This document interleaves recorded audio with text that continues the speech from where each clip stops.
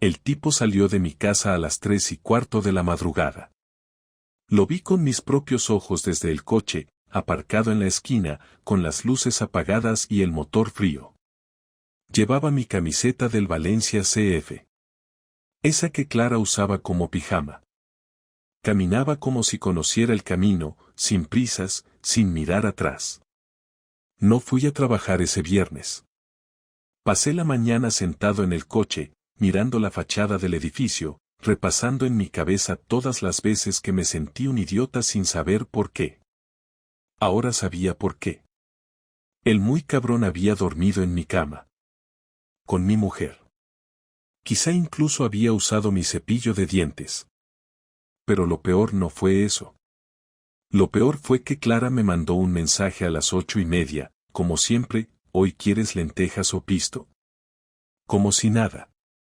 Como si no acabara de meter a otro hombre en nuestra casa mientras yo, Javier Martín, su marido desde hace 12 años, estaba atrapado en un atasco inexistente en la A7 con los cristales empañados por la rabia. Todavía no sabía cómo iba a reaccionar. Gritar, llorar, romper algo. Solo sabía una cosa, eso no quedaría así. Volví a casa a las 9:15. Clara ya estaba en la cocina, como si no hubiera pasado nada. Llevaba la misma coleta floja y la camiseta gris que a veces usaba para dormir, pero que ahora, sabiendo lo que sabía, se me clavaba en los ojos como una burla. He hecho pisto, al final, dijo mientras servía los platos sin mirarme. Me senté en silencio, observando sus movimientos, buscando algo diferente, algún detalle que me confirmara que todo lo que había visto no era producto de una mente quemada por los celos. Pero no, estaba ahí, tan tranquila, calentando la comida como si no hubiera pasado la noche follando con otro en nuestra cama. ¿Dormiste bien?, preguntó con ese tono neutral que uno usa cuando no espera una respuesta real. Sí, mentí, mientras le quitaba la tapa a la botella de agua con manos que aún temblaban. La observé llevarse una cucharada de pisto a la boca sin pestañear, sin culpa. Yo sí pestañeaba, cada vez que pensaba en cómo salió ese tío de nuestra casa con mi camiseta puesta, como si nada. No dije nada ese día. Ni esa noche. Dormimos en la misma cama. Ella, de espaldas. Yo, despierto, con los ojos clavados en el techo. El sábado me inventé una reunión en el centro para poder salir sin que sospechara. No tenía un plan claro, pero necesitaba hacer algo. Caminé por las calles del barrio durante 1 hora, hasta que me encontré frente al bar de Joaquín, un viejo amigo de la universidad que ahora tenía más canas que chistes buenos, pero que seguía sirviendo las cañas con espuma justa. Me senté en la barra. ¿Tú crees que se puede vivir con alguien y no darte cuenta de que te está engañando?, le solté sin saludar. Joaquín levantó una ceja. Depende, ¿hablas de tu mujer o de Hacienda? No me reí. Él lo notó. Vale. Cuéntame. Le conté lo del jueves por la noche, lo del tipo saliendo de casa, lo del mensaje del viernes por la mañana, todo sin adornos, sin pausas. Él no dijo nada hasta que terminé. ¿Sabes quién es? Negué con la cabeza. ¿Y qué vas a hacer? Me encogí de hombros. No lo sabía.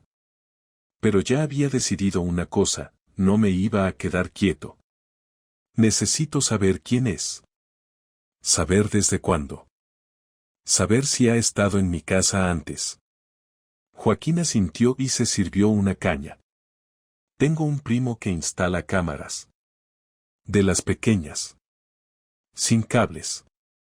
Le miré. No le dije que sí, pero tampoco le dije que no. Cuando volví a casa, Clara estaba viendo una serie en el sofá, como siempre. Me miró de reojo. ¿Qué tal la reunión? Me senté a su lado. Un coñazo. Todo teoría. Gente hablando para oírse. Ella volvió la vista a la pantalla. ¿Quieres ver algo tú? Negué. No podía mirar una pantalla sin imaginar esa misma sala, ese mismo sofá, pero con el otro tío. Me fui a la habitación y cerré la puerta. El domingo, sin decir nada, llamé al primo de Joaquín. Me citó en su taller. Le expliqué lo que quería. Nada de cámaras visibles. Nada que pudiera parecer sospechoso. Solo necesitaba saber. Me cobró en efectivo. Me dio 3 dispositivos del tamaño de una moneda y me explicó cómo configurarlos con el móvil. Esa misma noche, mientras Clara dormía, instalé uno en la lámpara de la mesita de noche, otro en el pasillo apuntando a la puerta de entrada y el tercero en el salón, camuflado entre los libros del estante. No me tembló el pulso. No sentí culpa. Solo una calma extraña, como si, al hacer algo, aunque fuera esto, recuperara parte del control que había perdido. Durante la semana actué con normalidad. Hablábamos lo justo. Nada que levantara sospechas. Clara estaba algo más cariñosa, quizá porque notaba que algo había cambiado, pero no lo suficiente como para preguntar directamente. Yo revisaba las grabaciones cada noche, en silencio, con el volumen bajo y los auriculares puestos. No pasaba nada. Todo normal. Hasta el jueves. Ese jueves, a las 22:36, la cámara del pasillo captó la puerta abriéndose. Clara apareció con la chaqueta puesta. No estaba sola. El tipo llevaba un abrigo negro, una mochila al hombro y la misma puta camiseta del Valencia que yo había visto la semana pasada. No hablaban mucho, solo se miraban. Ella le hizo pasar sin encender las luces. Fueron directos a la habitación. No tardaron ni 3 minutos en entrar y cerrar la puerta. Yo no podía dejar de mirar la pantalla. Mi corazón no iba rápido, no temblaba. Era más bien una sensación de pesadez, como si me estuvieran rellenando el cuerpo con plomo. Puse pausa. Me levanté, fui al baño y vomité. No por la traición, sino por la certeza. Porque ahora ya no era una suposición, no era una sospecha. Era real. Clara me estaba engañando. En mi casa. En mi cama. Y yo lo tenía grabado. Volví al sofá y le di play. No se escuchaba nada, solo el silencio del pasillo, la puerta cerrada. No podía ver lo que pasaba en la habitación, pero no hacía falta. Apagué el móvil, lo dejé sobre la mesa, y me quedé ahí sentado hasta que amaneció. A las 6 de la mañana, cuando Clara salió de la habitación para prepararse para el trabajo, yo ya estaba vestido, con las llaves en la mano. Me miró sorprendida. ¿Vas a salir tan temprano? Asentí. Tengo que hacer unas cosas. Me acerqué, le di un beso en la mejilla, y me fui. Pero ya no era el mismo Javier que había salido de casa días atrás. Ahora sabía. Y eso lo cambiaba todo. Clara llegó a casa a las 8:30, puntual como siempre. Llevaba el mismo bolso de cuero marrón que usaba desde hacía años y un abrigo que reconocí enseguida porque lo habíamos comprado juntos en las rebajas de enero. Yo estaba en la cocina, de pie, con los brazos cruzados, y sin quitar la vista del suelo. No encendí la televisión ni fingí estar ocupado con el móvil. No quería distracciones. Quería que supiera, desde que pusiera un pie en el salón, que algo no iba bien. Ella dejó las llaves en la repisa, colgó el abrigo, y me miró con esa sonrisa cansada que había practicado tantas veces. ¿Todo bien?, preguntó, y no supe si lo hacía por rutina o por nervios. Levanté la mirada y la sostuve unos segundos. No dije nada. Solo la miré. «¿Ha pasado algo?», insistió. Me senté en la silla junto a la mesa, saqué el móvil del bolsillo, lo desbloqueé y puse el video. No dije una sola palabra mientras se reproducía. Solo miré su cara. En cuanto vio la imagen del pasillo, su expresión cambió. Cuando el tipo apareció en pantalla, dejó de parpadear. No tuvo que ver más de 10 segundos para entender qué era eso. Cerró los ojos y se quedó quieta. No dijo ni una sola palabra.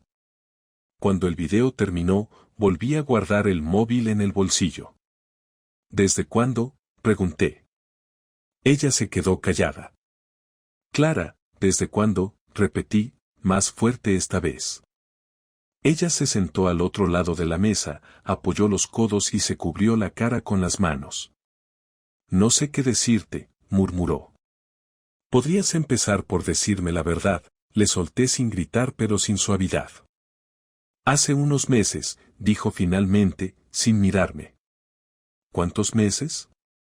3, 4, no lo sé exactamente. No sabes exactamente cuántos meses llevas trayendo a ese tío a casa mientras yo estoy en la calle como un idiota. No era una pregunta. Era un puñetazo seco disfrazado de frase. No lo traje todas las veces, intentó justificarse, como si eso cambiara algo. ¿Quién es?, pregunté. Se llama Rubén, dijo después de una pausa larga. Lo conocí en una formación del instituto, es profesor en otro centro. ¿Y por qué? ¿Te faltaba algo aquí? No lo planeé. Empezó como algo tonto, como una conversación. Luego se fue complicando. Me sentí bien. Me sentí escuchada. Sentí que todo el aire de la habitación se llenaba de excusas baratas.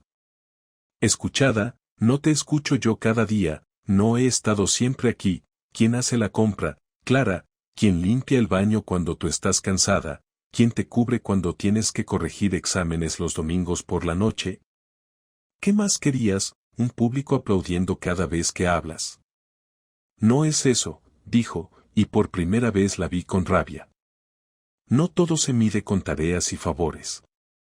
A veces uno necesita sentirse importante, sentirse visto, deseado. ¿Y por eso metiste a otro tío en casa, para sentirte deseada? Tú ya no me miras igual. Claro que no, Clara, porque has cambiado. Porque estás a medio metro de mí y parece que estás en otro país. Pero no pensé que estabas con otro. Pensé que estabas estresada, pensé que estabas cansada. Lo estoy, dijo. Y también estoy vacía. Pues eso se habla. Se enfrenta.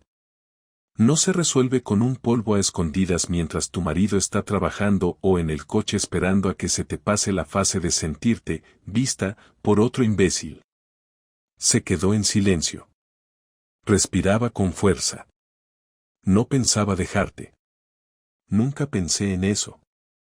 Solo necesitaba algo para no sentirme tan sola. Me eché a reír.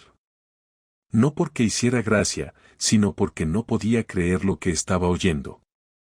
Sola, tú, conmigo en casa todos los días, sola con alguien que te prepara la cena, que te pregunta cómo fue tu día, que se traga tus malas caras sin rechistar porque cree que estás pasando por un mal momento. No esperaba que lo entendieras, dijo. No, no lo entiendo. Y no lo voy a entender nunca. Porque no soy como tú. No sabría cómo abrir la puerta de mi casa a alguien más.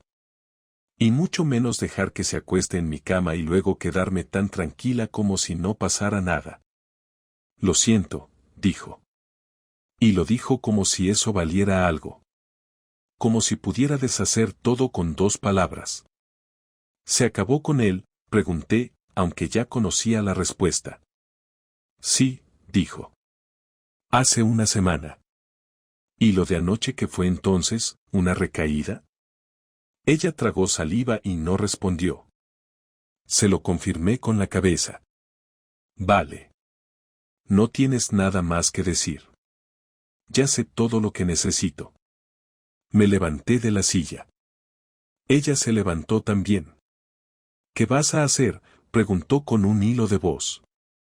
Lo que tú deberías haber hecho desde el principio, hablar claro y mirar a los ojos. Voy a pensar. Y cuando termine de hacerlo, sabrás que sigue. Salí al balcón. No para respirar aire puro ni para tranquilizarme. Salí porque no quería verla más, ni siquiera unos minutos más. No sabía todavía cómo iba a reaccionar, pero algo dentro de mí ya había cambiado, y lo que vendría después no iba a tener nada de reconciliación ni comprensión. La idea surgió en silencio, sin planes elaborados, sin películas de venganza en la cabeza, solo con la certeza de que no podía dejar que Clara se saliera con la suya tan fácilmente. No me interesaba gritarle más ni hacerme la víctima, tampoco quería convertir esto en un drama llorón. Quería que sintiera la misma impotencia, el mismo golpe seco en el estómago que yo sentí al ver a ese tipo entrar a mi casa. Y si tenía que llevar esto hasta el final, lo iba a hacer sin avisos, sin segundas oportunidades, sin explicaciones innecesarias. Lo primero fue hablar con mi abogado, uno que me recomendaron hace años y que no había tenido motivos para llamar hasta ahora. Le conté lo esencial, sin adornos, le dije que tenía pruebas de una infidelidad y que necesitaba iniciar los trámites cuanto antes.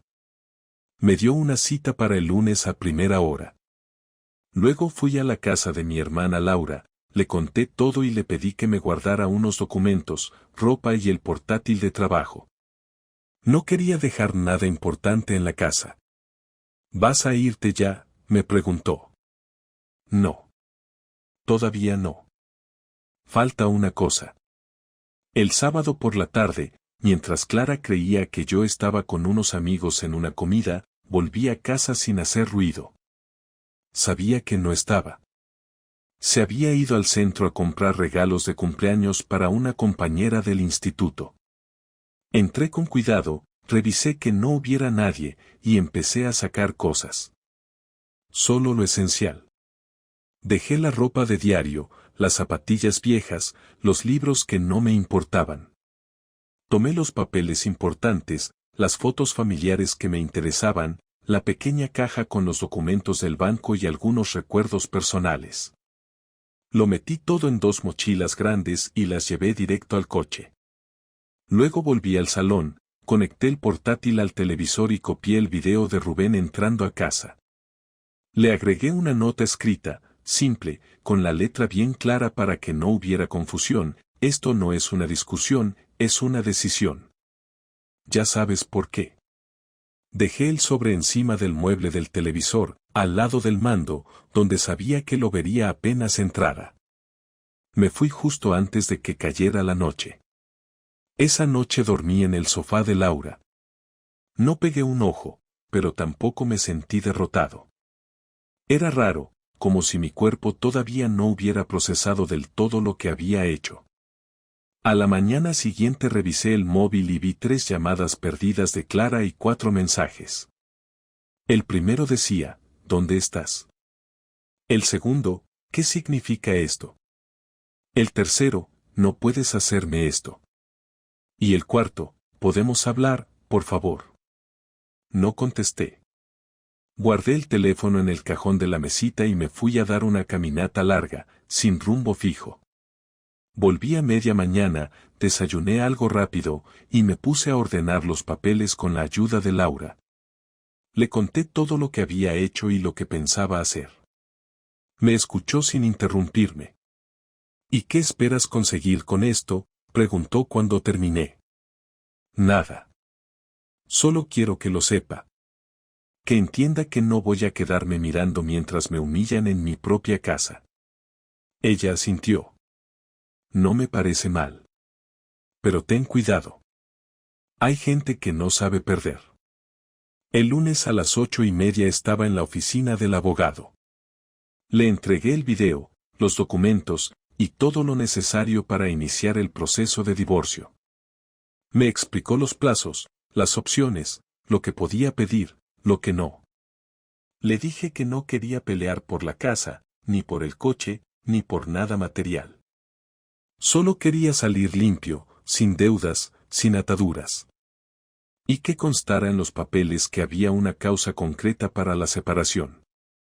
Él me explicó que eso ya no afectaba tanto como antes, que los jueces no solían valorar eso en los repartos, pero que quedaría registrado igual. Me bastaba con eso. Al salir, fui directo al trabajo. Nadie sabía nada, y no pensaba contarles tampoco.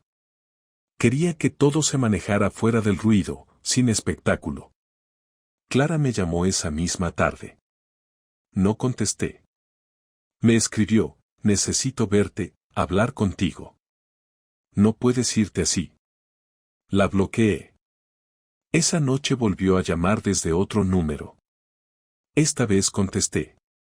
Tienes 5 minutos, dije. ¿Por qué hiciste esto así? Podías haberme dicho que te ibas. Podíamos hablarlo, no era necesario llegar a esto. Me reí, pero sin ganas. Así como hablaste tú cuando metiste a Rubén en casa, así de honesto. No es lo mismo. Claro que no. Porque tú mentiste durante meses, y yo solo me fui. Tú jugaste con mi confianza, y yo solo te respondí con la verdad. Y ya está, ¿ni siquiera quieres hablarlo conmigo cara a cara? No. Ya no tengo nada que decirte. ¿Esto es venganza? No. Es justicia. Colgó sin decir nada más. No volví a saber de ella en varios días. Laura me contó que había preguntado por mí, que incluso fue a buscarme al trabajo. No la vi. Me cambié de horario unos días, y evité pasar por los mismos sitios de siempre. Necesitaba que entendiera que esto no era un impulso, que era una decisión firme. Una noche, cuando volví al piso de Laura, encontré un sobre en el buzón. Era de Clara. Una carta escrita a mano. Decía que lo sentía, que entendía mi rabia, pero que no merecía tanto castigo. Que había sido un error, uno grande, pero que no quería perder todo por eso. Decía que si alguna vez quise a la persona con la que compartí tantos años, al menos la escuchara una última vez. No respondí. Rompí la carta y la tiré. Esa fue mi respuesta. El viernes por la tarde, mientras salía del trabajo, vi a Clara esperando en la puerta del edificio. Llevaba un abrigo largo y el mismo bolso de siempre. No se movió cuando me vio, no dijo nada al principio, solo me miró como si esperara que yo decidiera si la conversación iba a suceder o no. Me acerqué sin hablar, pasé a su lado y seguí caminando hacia la estación. Escuché sus pasos siguiéndome. No insistí. Llegamos a un banco en la plaza frente a la parada del metro y me senté sin mirarla. Se sentó a mi lado y esperó unos segundos antes de hablar. No vine a pedirte que volvamos. Sé que eso ya está perdido. Asentí levemente, sin mirarla. Solo quiero entender cómo pasamos de ser un matrimonio a esto, a desconocidos que se hablan a través de un abogado. Levanté la vista y la miré. Se veía cansada, con ojeras, los ojos rojos. No me dio pena. Solo me confirmó que la decisión que tomé fue la correcta. Pasamos a esto porque tú decidiste esconder cosas. Porque convertiste nuestra casa en un sitio donde yo era el único que no sabía lo que pasaba. Porque mientras yo pensaba en cómo mejorar nuestra rutina, tú te estabas acostando con alguien más. No quiero justificarlo, dijo. Sé lo que hice. Sé lo que destruí. Pero me gustaría entender por qué llegué ahí. Eso ya no me corresponde a mí. Tendrás que resolverlo sola. Durante años me sentí en segundo plano. Como si tú estuvieras en tu mundo, y yo en el mío. No fue algo que pasó de un día para otro. Fue como una acumulación de cosas pequeñas. Silencios, costumbres, desconexiones. Y en lugar de hablarlo, preferiste romperlo todo sin decir una palabra. Tenía miedo de que me dijeras que todo estaba en mi cabeza. De que me escucharas por compromiso pero sin intención real de cambiar nada. Eso pensaste tú. Porque nunca me diste la oportunidad de demostrar lo contrario. Ella bajó la mirada. ¿Te acuerdas de cuando fuimos a Benicassim en octubre? Fue después de que Rubén y yo nos habíamos besado por primera vez. Yo ya estaba atrapada en eso, pero intenté alejarme. Ese viaje lo hiciste todo. Me preparaste la cena del primer día, reservaste el sitio con vistas al mar, incluso te ofreciste a conducir todo el camino aunque estabas agotado. Yo, no lo merecía. Me sentí culpable todo el tiempo. Y aún así volviste con él después de ese viaje. Sí. Porque la culpa no fue suficiente. Porque me sentía como si estuviera rota por dentro y no sabía cómo arreglarlo sin romper también lo que teníamos. Tomé aire, no porque lo necesitara, sino porque la conversación estaba tocando zonas de mí que no quería abrir más. ¿Qué esperas con esto? Que te entienda, que te diga que fue un error y que podemos empezar de nuevo. No. Solo quiero decirte lo que no supe decir a tiempo. Que lo que hice no fue solo traición. Fue también cobardía. Y que si algún día decides hablar de nosotros con alguien, que no digas que yo te dejé por otro. Di que yo me perdí, y que tú fuiste lo suficientemente fuerte como para no arrastrarte conmigo. Eso no me consuela, Clara. Porque sigo siendo el que se quedó con la casa vacía, con las conversaciones sin cerrar, con las imágenes grabadas en el teléfono de algo que nunca debió pasar. Lo sé. Y no me pidas que te recuerde bien. No puedo. Lo intenté, pero cada recuerdo viene contaminado con esta historia. Con la versión de ti que ya no quiero conocer. Se quedó callada. El silencio se alargó unos minutos. Luego se levantó y me extendió un sobre. Esto es una carta. No para convencerte de nada, solo para dejar por escrito lo que ahora no sé cómo decir sin romperme. No lo tomé. No necesito más palabras. Necesito cerrar esto. Entonces lo dejaré aquí, dijo, y lo colocó en el banco. Te prometo que no volveré a buscarte. Que respetaré lo que decidiste. Solo quería darte la oportunidad de escucharme sin gritos ni rabia. No tengo rabia, Clara. Solo decepción. Y eso es peor. Porque la rabia se pasa, pero esto se queda. Ella asintió, se giró y se fue caminando sin mirar atrás. Me quedé sentado unos minutos más, con el sobre al lado. Al final lo dejé ahí. No lo abrí. No lo guardé. Me levanté, me dirigí a la estación, y bajé al andén. El tren llegó en 3 minutos, me subí, busqué un asiento en la esquina y apoyé la cabeza contra el cristal. No sabía qué vendría después. Solo sabía que ella ya no formaba parte de ello. Las semanas siguientes pasaron sin grandes sobresaltos, pero no por eso fueron fáciles. Cada mañana me despertaba sin el sonido de la cafetera, sin la rutina de escuchar a Clara preparándose para salir. No hubo discusiones, ni cenas compartidas en silencio, ni mensajes por WhatsApp preguntando si necesitaba algo del súper. Lo que hubo fue espacio. Silencio. Mucho silencio. El tipo de silencio que no se llena con música ni con televisión de fondo, el que solo se nota cuando antes había alguien en ese espacio. No la eché de menos como se extraña a alguien que se ama, sino como se extraña una costumbre que, aunque ya no funcionaba, seguía siendo parte del decorado de tu día a día. Pero cada día que pasaba, ese vacío se hacía más fácil de manejar. Empecé a llenar los fines de semana con cosas que nunca hacía. Visité a mis padres, salí a caminar con Laura y su perro, me apunté a un curso de cocina que daban cerca de casa. No porque quisiera reinventarme, sino porque ya no tenía a nadie esperándome ni a quien esperar. El divorcio se firmó sin complicaciones. Clara no puso trabas, aceptó lo que propuse y firmó todo sin pedir más de lo necesario.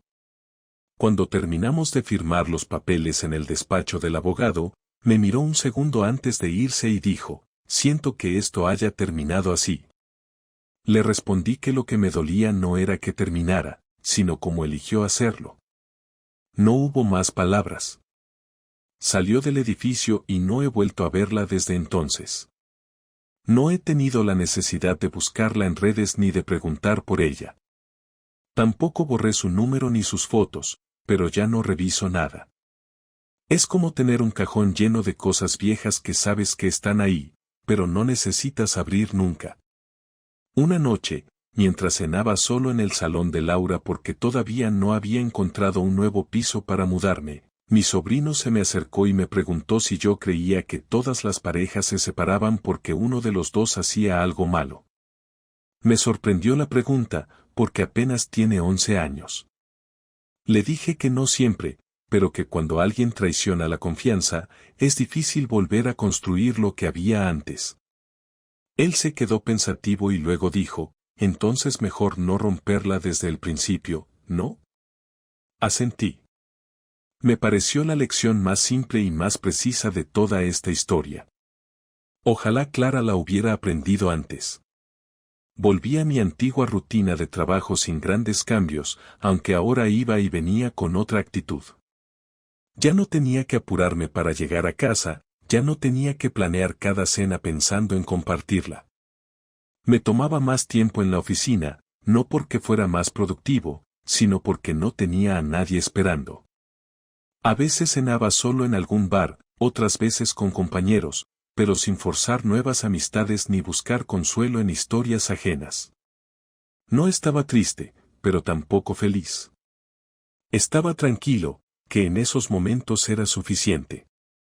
Algunos conocidos se enteraron del divorcio por comentarios o por redes sociales y me escribieron. Lo siento, tío, qué putada. Si necesitas salir o tomar algo, avísame. Respondí con educación, agradecí, pero no acepté ninguna de esas invitaciones. Necesitaba procesar esto a mi ritmo, sin gente intentando levantarme el ánimo o decirme que el tiempo lo cura todo. Poco a poco, la necesidad de hablar de lo ocurrido fue desapareciendo. Ya no pensaba todos los días en lo que vi en ese video, ni me levantaba con la imagen de Rubén cruzando mi pasillo. Mi memoria empezó a archivar esos recuerdos como si fueran partes de una historia que ya no me pertenecía. A veces, cuando me preguntaban si vivía solo, simplemente decía que sí, sin necesidad de añadir explicaciones.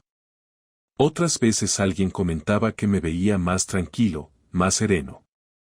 No sabía si lo decían por cortesía o porque realmente se notaba, pero no me molestaba. Lo cierto es que había aprendido a vivir con lo que pasó, no con resignación, sino con la claridad de que lo que se rompió ya no debía repararse. Una tarde, mientras ordenaba unas cajas con libros y objetos de la casa que había compartido con Clara, encontré una libreta que usábamos para anotar cosas del día a día. Compras, recetas, pequeñas notas. En una página había una lista que ella escribió con cosas que quería hacer en el futuro: visitar Lisboa, aprender a tocar el piano, leer más novelas en inglés, plantar tomates en el balcón. Me quedé mirando la hoja un rato y luego arranqué esa página. No por rabia, sino porque ya no tenía sentido seguir guardando planes que no eran míos. El resto de la libreta fue al contenedor. Hoy vivo en un piso más pequeño, pero cómodo, en una zona tranquila. Todavía no he cambiado todos los muebles, pero no tengo prisa. Me basta con saber que el espacio es mío y que cada cosa está donde yo quiero. No pienso en buscar una nueva relación. No por miedo, sino porque quiero entender primero quién soy fuera de ese matrimonio. Es curioso cómo uno puede pasar años al lado de alguien y, al final, darse cuenta de que no sabe bien en qué se ha convertido. Ahora, con este nuevo comienzo, no estoy buscando definiciones rápidas ni finales felices. Solo quiero vivir con la conciencia tranquila, sabiendo que hice lo que debía, que no respondí con la misma traición, y que me fui con la frente en alto. Eso es lo único que me queda de todo esto: haber respondido con firmeza, sin violencia, sin perderme. Y si eso no es ganar, al menos sé que no perdí.